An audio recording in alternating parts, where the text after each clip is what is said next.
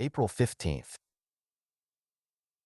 Dear Sir, I am requested by the Council of the Association to return to you the draft of a paper on the truth of alchemy, which you have been good enough to offer to read at our forthcoming meeting, and to inform you that the Council do not see their way to including it in the program. I am, yours faithfully, Secretary. April 18th. Dear Sir, I am sorry to say that my engagements do not permit of my affording you an interview on the subject of your proposed paper. Nor do our laws allow of your discussing the matter with a committee of our council, as you suggest. Please allow me to assure you that the fullest consideration was given to the draft which you submitted, and that it was not declined without having been referred to the judgment of a most competent authority. No personal question, it hardly be necessary for me to add, can have had the slightest influence on the decision of the council. Believe me, UT Supra. April 20th. The Secretary of the Association begs respectfully to inform Mr. Carswell that it is impossible for him to communicate the name of any person or persons to whom the draft of Mr. Carswell's paper may have been submitted, and further desires to intimate that he cannot undertake to reply to any further letters on this subject. "And who is Mr. Carswell?" inquired the Secretary's wife. She had called at his office, and, perhaps unwarrantably, had picked up the last of these 3 letters, which the typist had just brought in. "Why, my dear, just at present Mr. Carswell is a very angry man. But I don't know much about him otherwise, except that he is a person of wealth. His address is Lufford Abbey, Warwickshire, and he's an alchemist, apparently, and wants to tell us all about it. And that's about all, except that I don't want to meet him for the next week or 2. Now, if you're ready to leave this place, I am." "What have you been doing to make him angry?" asked Mrs. Secretary. "The usual thing, my dear, the usual thing. He sent in a draft of a paper he wanted to read at the next meeting, and we referred it to Edward Dunning, almost the only man in England who knows about these things, and he said it was perfectly hopeless, so we declined it. So Carswell has been pelting me with letters ever since. The last thing he wanted was the name of the man we referred his nonsense to. You saw my answer to that. But don't you say anything about it, for goodness sake." "I should think not, indeed. Did I ever do such a thing? I do hope, though, he won't get to know that it was poor Mr. Dunning." "Poor Mr. Dunning? I don't know why you call him that. He's a very happy man, is Dunning. Lots of hobbies and a comfortable home, and all his time to himself. I only meant I should be sorry for him if this man got hold of his name and came and bothered him." "Oh, yes. I dare say he would be poor Mr. Dunning then." The Secretary and his wife were lunching out, and the friends to whose house they were bound were Warwickshire people. So Mrs. Secretary had already settled it in her own mind that she would question them judiciously about Mr. Carswell. But she was saved the trouble of leading up to the subject, for the hostess said to the host, before many minutes had passed, "I saw the abbot of Lufford this morning." The host whistled. "Did you? What in the world brings him up to town?" "Goodness knows. He was coming out of the British Museum gate as I drove past." It was not unnatural that Mrs. Secretary should inquire whether this was a real abbot who was being spoken of. "Oh no, my dear. Only a neighbor of ours in the country who bought Lufford Abbey a few years ago. His real name is Carswell." "Is he a friend of yours?" asked Mr. Secretary, with a private wink to his wife. The question let loose a torrent of declamation. There was really nothing to be said for Mr. Carswell. Nobody knew what he did with himself. His servants were a horrible set of people. He had invented a new religion for himself and practiced no one could tell what appalling rites. He was very easily offended and never forgave anybody. He had a dreadful face, insisted, her husband somewhat demurring. He never did a kind action, and whatever influence he did exert was mischievous. "Do the poor man justice, dear," the husband interrupted. "You forget the treat he gave the school children. Forget it indeed. But I'm glad you mentioned it, because it gives an idea of the man. Now, Florence, listen to this. The first winter he was at Lufford, this delightful neighbor of ours wrote to the clergyman of his parish, he's not ours, but we know him very well, and offered to show the school children some magic lantern slides. He said he had some new kinds which he thought would interest them. Well, the clergyman was rather surprised, because Mr. Carswell had shown himself inclined to be unpleasant to the children, complaining of their trespassing, or something of the sort. But of course he accepted, and the evening was fixed and our friend went himself to see that everything went right. He said he never had been so thankful for anything as that his own children were all prevented from being there. They were at a children's party at our house, as a matter of fact. Because this Mr. Carswell had evidently set out with the intention of frightening these poor village children out of their wits, and I do believe, if he had been allowed to go on, he would actually have done so. He began with some comparatively mild things. Red Riding Hood was one, and even then, Mr. Farrer said, the wolf was so dreadful that several of the smaller children had to be taken out. And he said Mr. Carswell began the story by producing a noise like a wolf howling in the distance, which was the most gruesome thing he had ever heard. All the slides he showed, Mr. Farrer said, were most clever. They were absolutely realistic, and where he had got them or how he worked them he could not imagine. While the show went on, and the stories kept on becoming a little more terrifying each time, and the children were mesmerized into complete silence. At last he produced a series which represented a little boy passing through his own park, in the evening. Every child in the room could recognize the place from the pictures. And this poor boy was followed, and at last pursued and overtaken, and either torn to pieces or somehow made away with, by a horrible hopping creature in white, which you saw first dodging about among the trees, and gradually it appeared more and more plainly. Mr. Farrer said it gave him one of the worst nightmares he ever remembered, and what it must have meant to the children doesn't bear thinking of. Of course this was too much, and he spoke very sharply indeed to Mr. Carswell, and said it couldn't go on. All he said was, "Oh, you think it's time to bring our little show to an end and send them home to their beds? Very well." And then, if you please, he switched on another slide, which showed a great mass of snakes, centipedes, and disgusting creatures with wings, and somehow or other he made it seem as if they were climbing out of the picture and getting in amongst the audience. And this was accompanied by a sort of dry rustling noise which sent the children nearly mad, and of course they stampeded. A good many of them were rather hurt in getting out of the room, and I don't suppose one of them closed an eye that night. There was the most dreadful trouble in the village afterwards. Of course the mothers threw a good part of the blame on poor Mr. Farrer, and, if they could have got past the gates, I believe the fathers would have broken every window in the abbey. Well, now, that's Mr. Carswell. That's the Abbot of Lufford, my dear, and you can imagine how we covet his society. Yes, I think he has all the possibilities of a distinguished criminal, has Carswell, said the host. I should be sorry for anyone who got into his bad books. Is he the man, or am I mixing him up with someone else? Asked the secretary, who for some minutes had been wearing the frown of the man who was trying to recollect something.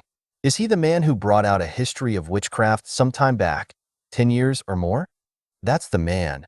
Do you remember the reviews of it? Certainly I do. And what's equally to the point, I knew the author of the most incisive of the lot. So did you. You must remember John Harrington. He was at John's in our time. Oh, very well indeed, though I don't think I saw anything of him between the time I went down and the day I read the account of the inquest on him. Inquest? Said one of the ladies. What has happened to him? Why, what happened was that he fell out of a tree and broke his neck. But the puzzle was, what could have induced him to get up there?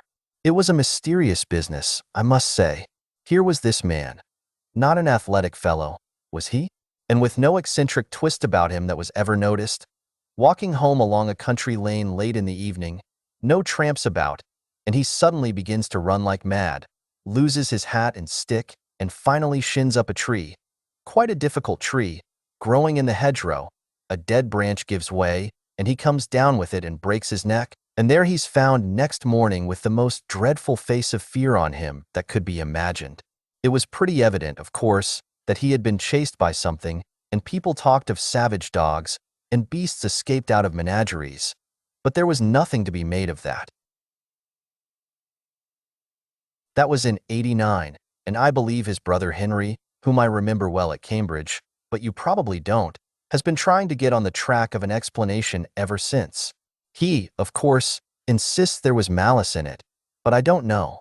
It's difficult to see how it could have come in. After a time, the talk reverted to the history of witchcraft. Did you ever look into it? asked the host. Yes, I did, said the secretary. I went so far as to read it. Was it as bad as it was made out to be? Oh, in point of style and form, quite hopeless. It deserved all the pulverizing it got. But, besides that, it was an evil book. The man believed every word of what he was saying, and I'm very much mistaken if he hadn't tried the greater part of his receipts. Well, I only remember Harrington's review of it, and I must say if I'd been the author, it would have quenched my literary ambition for good. I should never have held up my head again. It hasn't had that effect in the present case. But come, it's 3:30. I must be off. On the way home, the secretary's wife said, I do hope that horrible man won't find out that Mr. Dunning had anything to do with the rejection of his paper. I don't think there's much chance of that, said the secretary. Dunning won't mention it himself, for these matters are confidential, and none of us will for the same reason. Carswell won't know his name, for Dunning hasn't published anything on the same subject yet. The only danger is that Carswell might find out if he was to ask the British Museum people who was in the habit of consulting alchemical manuscripts. I can't very well tell them not to mention Dunning, can I? It would set them talking at once. Let's hope it won't occur to him. However, Mr. Carswell was an astute man. This much is in the way of prologue. On an evening rather later in the same week, Mr. Edward Dunning was returning from the British Museum, where he had been engaged in research, to the comfortable house in a suburb where he lived alone, tended by two excellent women who had been long with him. There is nothing to be added by way of description of him to what we have heard already. Let us follow him as he takes his sober course homewards. A train took him to within a mile or two of his house, and an electric tram a stage farther. The line ended at a point some 300 yards from his front door. He had had enough of reading when he got into the car, and indeed the light was not such as to allow him to do more than study the advertisements on the panes of glass that faced him as he sat. As was not unnatural, the advertisements in this particular line of cars were objects of his frequent contemplation, and, with the possible exception of the brilliant and convincing dialogue between Mr. Lampluff and an eminent KSC on the subject of pyretic saline, none of them afforded much scope to his imagination. I am wrong. There was one at the corner of the car farthest from him which did not seem familiar. It was in blue letters on a yellow ground, and all that he could read of it was a name, John Harrington, and something like a date. It could be of no interest to him to know more. But for all that, as the car emptied, he was just curious enough to move along the seat until he could read it well. He felt to a slight extent repaid for his trouble. The advertisement was not of the usual type. It ran thus: in memory of John Harrington, FSA, of the Laurels Ashbrook, died September 18th, 1889. 3 months were allowed. The car stopped. Mr. Dunning, still contemplating the blue letters on the yellow ground, had to be stimulated to rise by a word from the conductor. I beg your pardon, he said. I was looking at that advertisement. It's a very odd one, isn't it? The conductor read it slowly. Well, my word, he said. I never see that one before. Well, that is a cure, ain't it? Someone been up to their jokes air, I should think. He got out a duster and applied it, not without saliva, to the pane and then to the outside. No, he said, returning, that ain't no transfer. Seems to me as if it was Reglar in the glass, what I mean in the substance, as you may say. Don't you think so, sir? Mr. Dunning examined it and rubbed it with his glove and agreed. Who looks after these advertisements and gives leave for them to be put up? I wish you would inquire. I will just take a note of the words. At this moment there came a call from the driver. Look alive, George, time's up. All right, dash. There's something else what's up at this end. You come and look at this 'ere glass. What's gorn with the glass? Said the driver, approaching. Well, an OO's Arrington? What's it all about? I was just asking who was responsible for putting the advertisements up in your cars, and saying it would be as well to make some inquiry about this one. Well, sir, that's all done at the company's office, that work is. It's our Mr. Timms, I believe, looks into that. When we put up tonight, I'll leave word, and pray P.S. I'll be able to tell you tomorrow if you happen to be coming this way. This was all that passed that evening. Mr. Dunning did just go to the trouble of looking up Ashbrook, and found that it was in Warwickshire. Next day he went to town again. The car, it was the same car, was too full in the morning to allow of his getting a word with the conductor. He could only be sure that the curious advertisement had been made away with. The close of the day brought a further element of mystery into the transaction.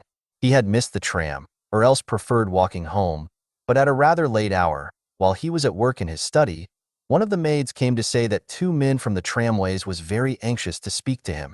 This was a reminder of the advertisement, which he had, he says, nearly forgotten. He had the men in they were the conductor and driver of the car, and when the matter of refreshment had been attended to, asked what Mr. Timms had had to say about the advertisement.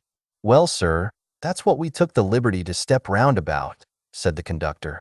Mr. Timms he give William Eyre the rough side of his tongue about that.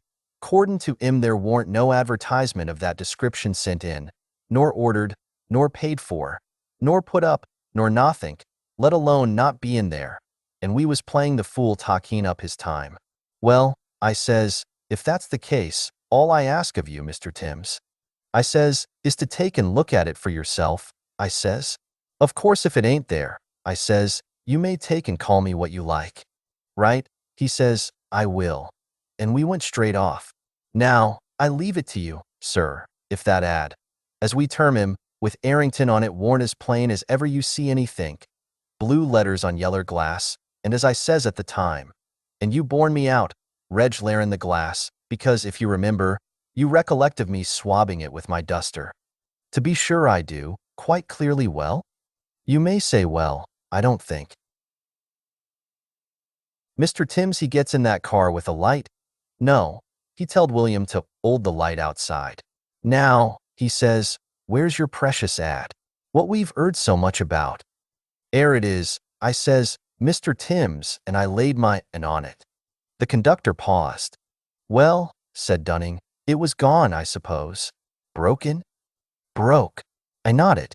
"There warn't, if you'll believe me, no more trace of them letters, blue letters they was on that piece o' glass, then well, it's no good me talkin'. I never see such a thing. I leave it to William here if, but there, as I says, where's the benefit in me going on about it?" "And what did Mr. Timms say?"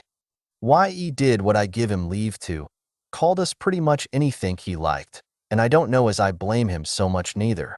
But what we thought, William and me did, was as we seen you take down a bit of a note about that, well, that letter.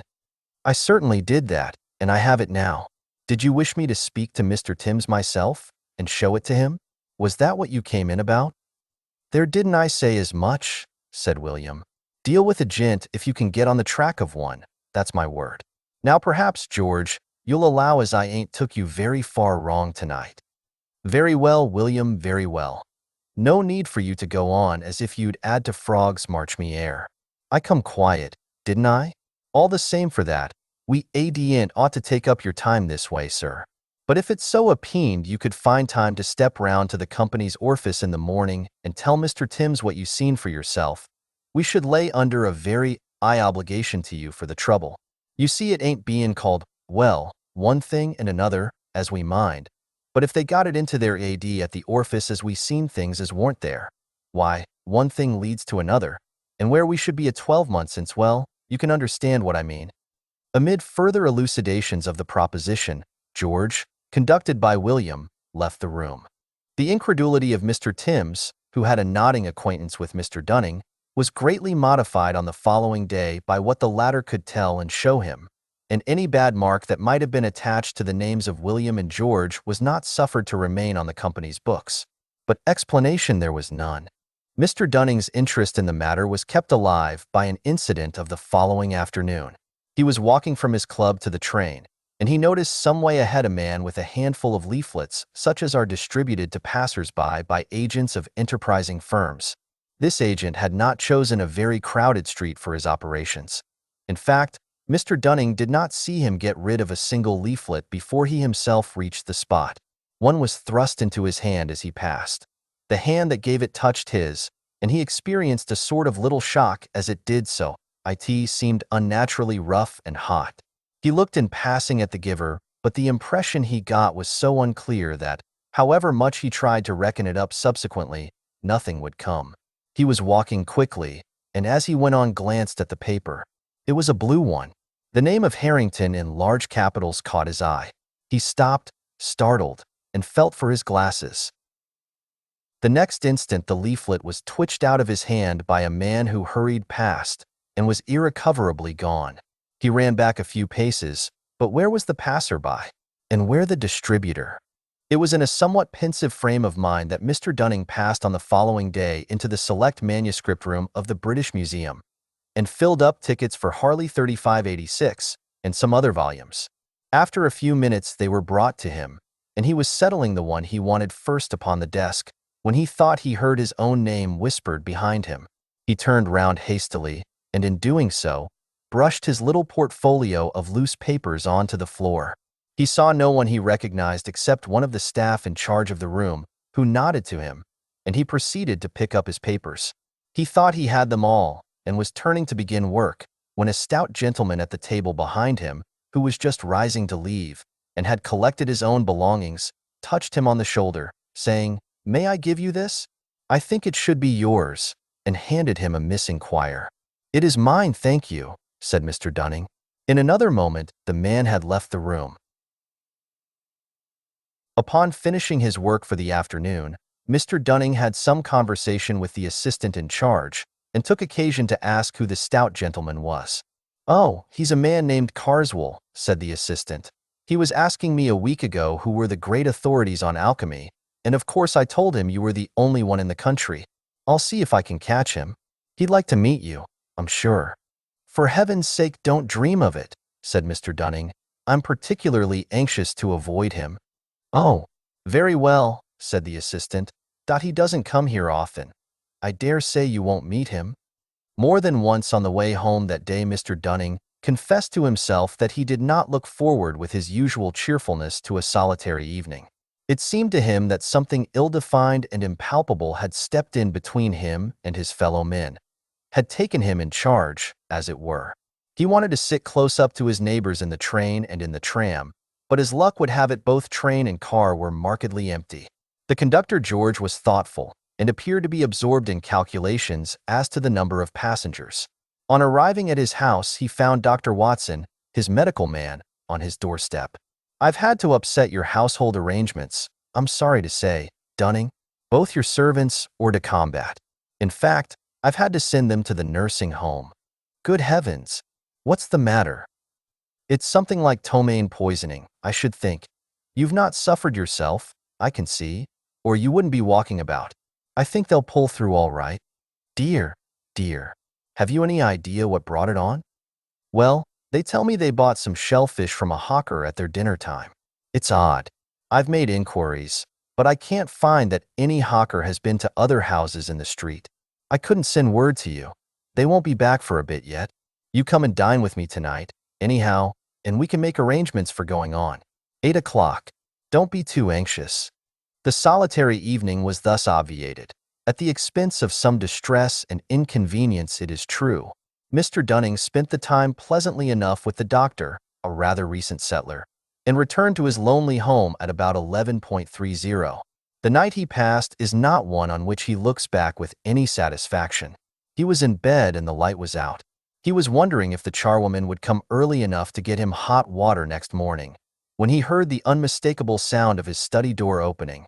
No step followed it on the passage floor, but the sound must mean mischief, for he knew that he had shut the door that evening after putting his papers away in his desk. It was rather shame than courage that induced him to slip out into the passage and lean over the banisters in his nightgown, listening. No light was visible, no further sound came. Only a gust of warm, or even hot air played for an instant round his shins. He went back and decided to lock himself into his room. There was more unpleasantness, however. Either an economical suburban company had decided that their light would not be required in the small hours and had stopped working, or else something was wrong with the meter. The effect was in any case that the electric light was off. The obvious course was to find a match and also to consult his watch. He might as well know how many hours of discomfort awaited him. So he put his hand into the well-known nook under the pillow.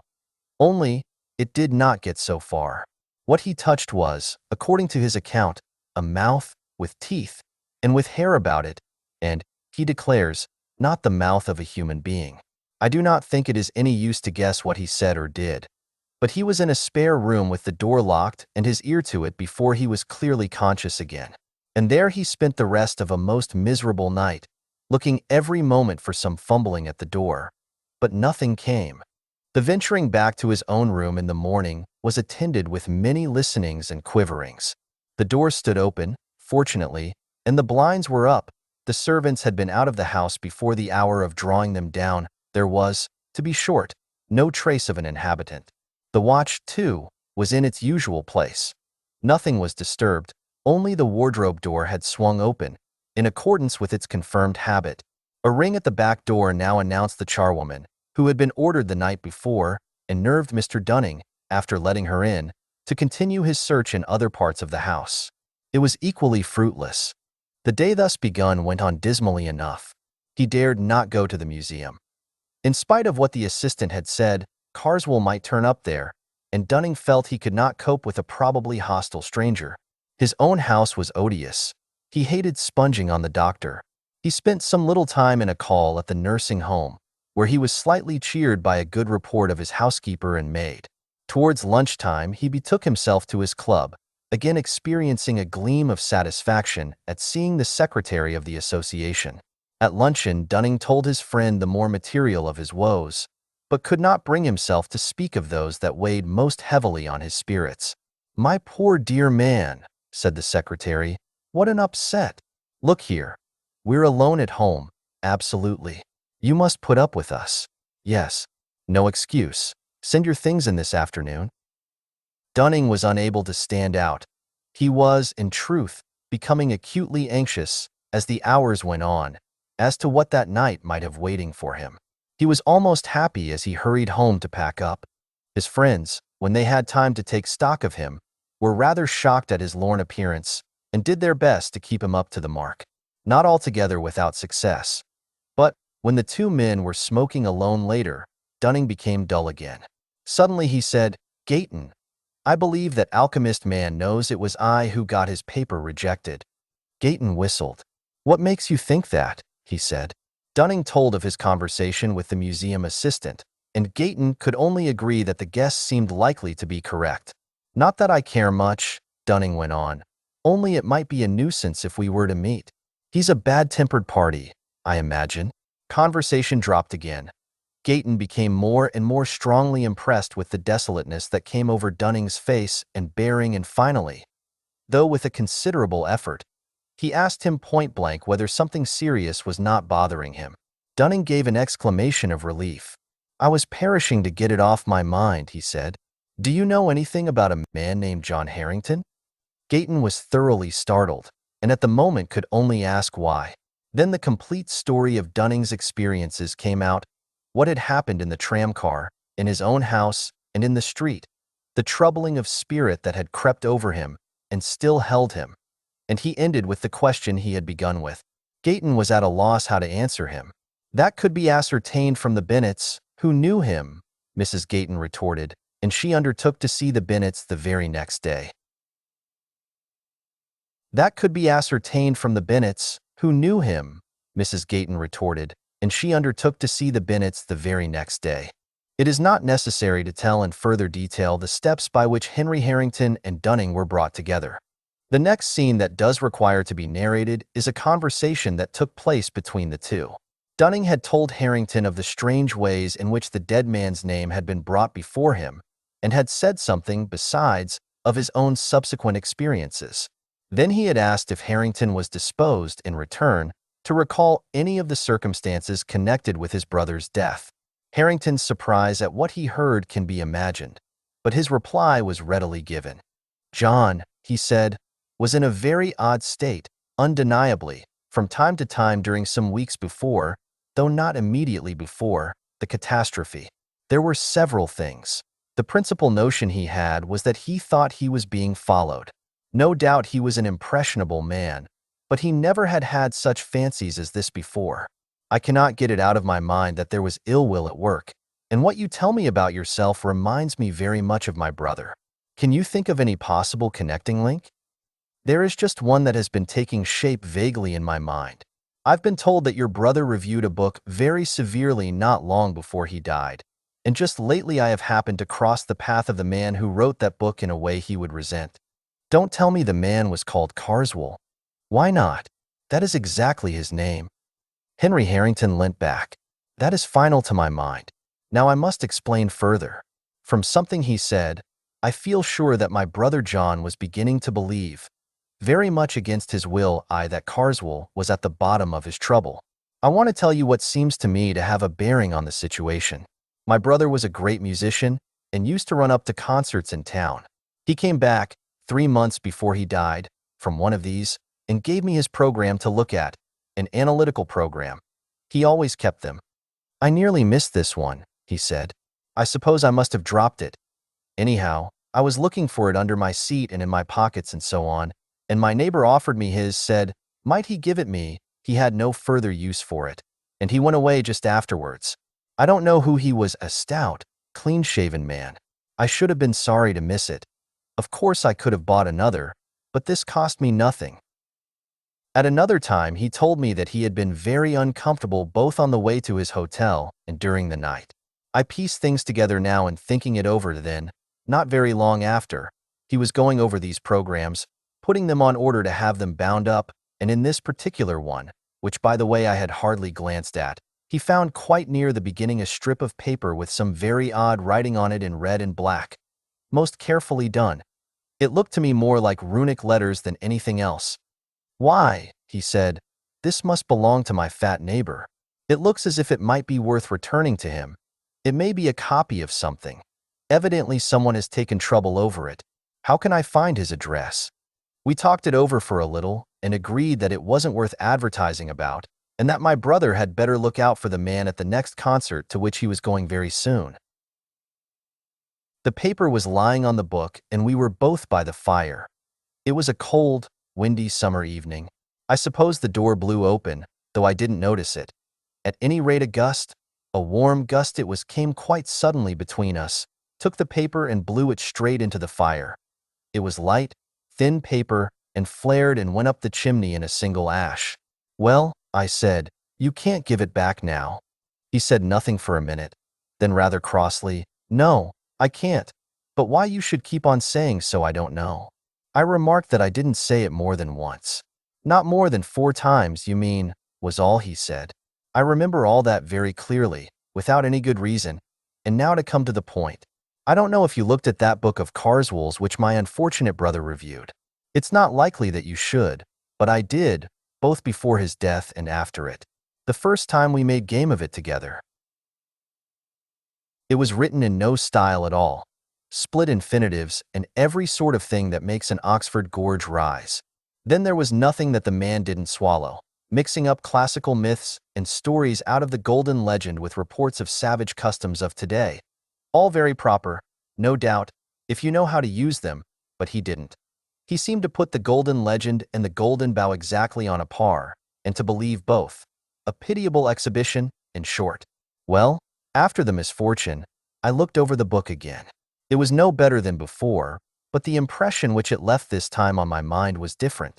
I suspected, as I told you, that Carswell had borne ill will to my brother, even that he was in some way responsible for what had happened. And now his book seemed to me to be a very sinister performance indeed. One chapter in particular struck me, in which he spoke of casting the runes on people, either for the purpose of gaining their affection or of getting them out of the way, perhaps more especially the latter. He spoke of all this in a way that really seemed to me to imply actual knowledge. I've not time to go into details, but the upshot is that I am pretty sure from information received that the civil man at the concert was Carswell. I more than suspect that the paper was of importance, and I do believe that if my brother had been able to give it back, he might have been alive now. Therefore, it occurs to me to ask you whether you have anything to put beside what I have told you. By way of answer, Dunning had the episode in the manuscript room at the British Museum to relate. Then he did actually hand you some papers. Have you examined them? No? Because we must, if you'll allow, look at them at once, and very carefully. They went to the still empty house, for the 2 servants were not yet able to return to work. Dunning's portfolio of papers was gathering dust on the writing table. In it were the quires of small-sized scribbling paper which he used for his transcripts. And from one of these, as he took it up, there slipped and fluttered out into the room with uncanny quickness a strip of thin, light paper. The window was open, but Harrington slammed it to, just in time to intercept the paper, which he caught. "I thought so," he said. "It might be the identical thing that was given to my brother. You'll have to look out, Dunning. This may mean something quite serious for you." A long consultation took place. The paper was narrowly examined. As Harrington had said, the characters on it were more like runes than anything else, but not decipherable by either man, and both hesitated to copy them, for fear, as they confessed, of perpetuating whatever evil purpose they might conceal. So it has remained impossible, if I may anticipate a little, to ascertain what was conveyed in this curious message or commission. Both Dunning and Harrington are firmly convinced that it had the effect of bringing its possessors into very undesirable company, that it must be returned to the source whence it came. They were agreed, and further, that the only safe and certain way was that of personal service. And here contrivance would be necessary, for Dunning was known by sight to Carswell. He must, for one thing, alter his appearance by shaving his beard. But then might not the blow fall first?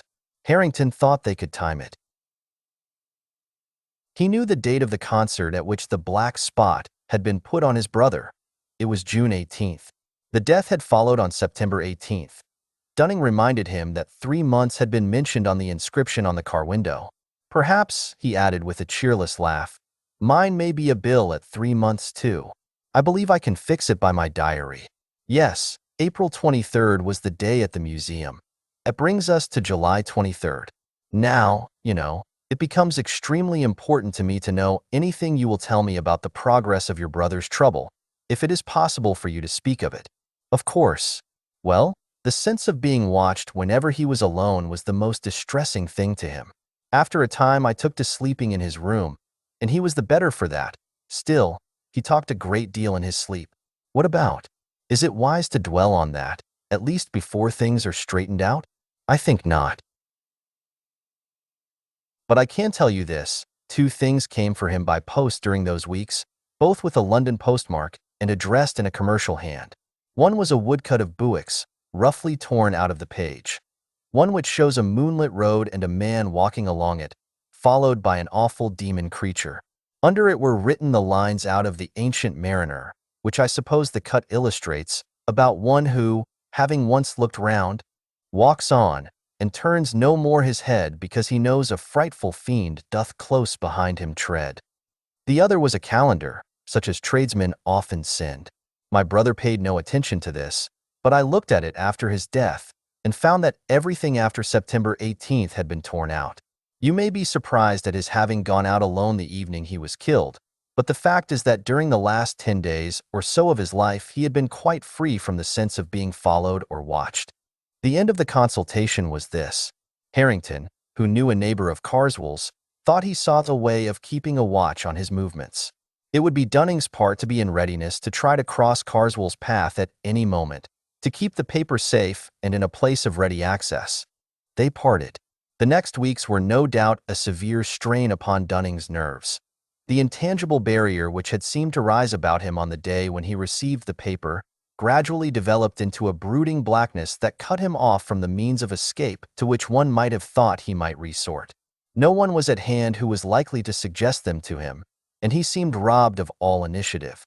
He waited with inexpressible anxiety as May, June, and early July passed on, for a mandate from Harrington, but all this time Carswell remained immovable at Lufford. At last, in less than a week before the date he had come to look upon as the end of his earthly activities, came a telegram. "Leaves Victoria by boat train Thursday night. Do not miss. I come to you tonight.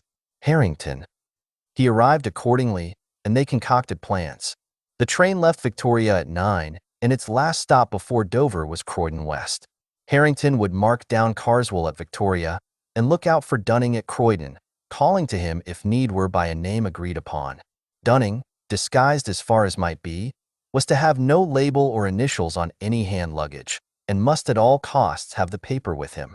Dunning's suspense as he waited on the Croydon platform I need not attempt to describe. His sense of danger during the last days had only been sharpened by the fact that the cloud about him had perceptibly been lighter. But relief was an ominous symptom, and if Carswell eluded him now, hope was gone. And there were so many chances of that. The rumor of the journey might be itself a device. The 20 minutes which he paced the platform and persecuted every porter with inquiries as to the boat train were as bitter as any he had spent. Still, the train came, and Harrington was at the window. It was important, of course, that there should be no recognition. So Dunning got in at the farther end of the corridor carriage and only gradually made his way to the compartment where Harrington and Carswell were.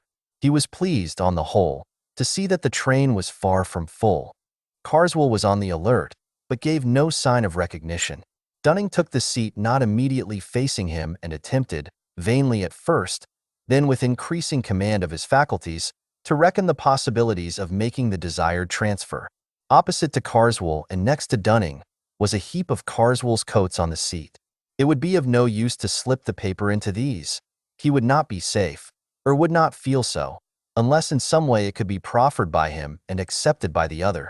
There was a handbag, open and with papers in it.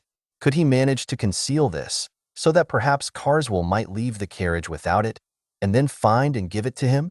This was the plan that suggested itself. If he could only have counseled with Harrington, but that could not be. The minutes went on. More than once Carswell rose and went out into the corridor. The second time Dunning was on the point of attempting to make the bag fall off the seat, but he caught Harrington's eye and read in it a warning. Carswell, from the corridor, was watching, probably to see if the two men recognized each other. He returned, but was evidently restive, and when he rose the third time, hope dawned, for something did slip off his seat and fall with hardly a sound to the floor. Carswell went out once more and passed out of range of the corridor window. Dunning picked up what had fallen and saw that the key was in his hands in the form of one of Cook's ticket cases with tickets in it. These cases have a pocket in the cover, and within very few seconds the paper of which we have heard was in the pocket of this one. To make the operation more secure, Harrington stood in the doorway of the compartment and fiddled with the blind. It was done, and done at the right time, for the train was now slowing down towards Dover. In a moment more Carswell re-entered the compartment. As he did so, Dunning, managing, he knew not how, to suppress the tremble in his voice, handed him the ticket case, saying, "May I give you this, sir? I believe it is yours." After a brief glance at the ticket inside, Carswell uttered the hoped-for response, "Yes, it is. Much obliged to you, sir," and he placed it in his breast pocket. Even in the few moments that remained, moments of tense anxiety, for they knew not to what a premature finding of the paper might lead, both men noticed that the carriage seemed to darken about them and to grow warmer, that Carswell was fidgety and oppressed, that he drew the heap of loose coats near to him and cast it back as if it repelled him, and that he then sat upright and glanced anxiously at both. They, with sickening anxiety, busied themselves in collecting their belongings. But they both thought that Carswell was on the point of speaking when the train stopped at Dover town. It was natural that in the short space between town and pier they should both go into the corridor. At the pier they got out, but so empty was the train that they were forced to linger on the platform until Carswell should have passed ahead of them with his porter on the way to the boat, and only then was it safe for them to exchange a pressure of the hand and a word of concentrated congratulation. The effect upon Dunning was to make him almost faint. Harrington made him lean up against the wall, while he himself went forward a few yards within sight of the gangway to the boat at which Carswell had now arrived. The man at the head of it examined his ticket, and laden with coats he passed down into the boat. Suddenly the official called after him, "You, sir, beg pardon. Did the other gentleman show his ticket?" "What the devil do you mean by the other gentleman?" Carswell's snarling voice called back from the deck. The man bent over and looked at him. "The devil? Well, I don't know, I'm sure," Harrington heard him say to himself, and then aloud, "My mistake, sir. Must have been your rugs. Ask your pardon." And then, to a subordinate near him, "'Ad he got a dog with him, or what? Funny thing, I could have swore he wasn't alone. Well, whatever it was, they'll ave to see to it aboard. She's off now. Another week, and we shall be gettin' the 'oliday customers." In 5 minutes more there was nothing but the lessening lights of the boat, the long line of the Dover lamps, the night breeze, and the moon. Long and long the two sat in their room at the Lord Warden. In spite of the removal of their greatest anxiety, they were oppressed with a doubt, not of the lightest. Had they been justified in sending a man to his death, as they believed they had?